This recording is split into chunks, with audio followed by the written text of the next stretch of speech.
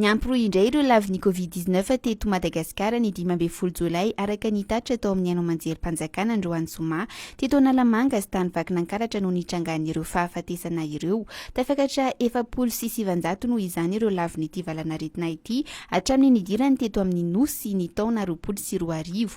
12 kosa ireo tranga vaovao ny 12 Jolay tamin'ireo fitiliana 400 izay natao araka ny tatitra hatrany. 7 teto Analamanga, 4 tany Atsinanana, iray tany Matsiatra ambony, iray tany Vadifahafitofinany ary iray tany Itasy. 17 ireo marary voalaza fa sitrana ny 12 Jolay ary amin'ireo mbola manaraka fitsaboana dia miisa 130 amin'izao fotoana izao no voalaza fa marary mafy.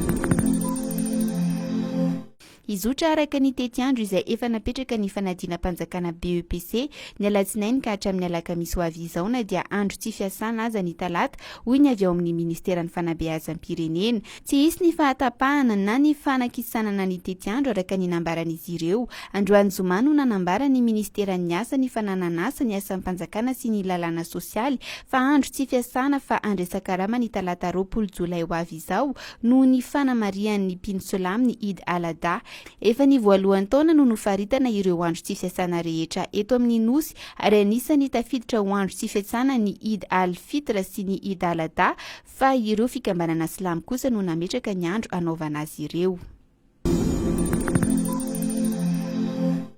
Efa notombanana avokoa ireo mpikambana ao amin'ny governemanta rehetra raha ny fanazavany lalatiana Rakotondrazavy Andriatongarivo, minisitry ny serasera sy ny kolontsaina sady mpitondra tenin'ny governemanta tao amin'ny fandaharana tsy tompon'ny trano miono Androany Zoma. Ny famoahana ny valiny izany fanombanana izany sisa no andrasana ho iatrany ny fanazavany. Hatreto izy dia ny filohan'ny repoblika irery no mahalala ny vokatry izany fanombanana izany.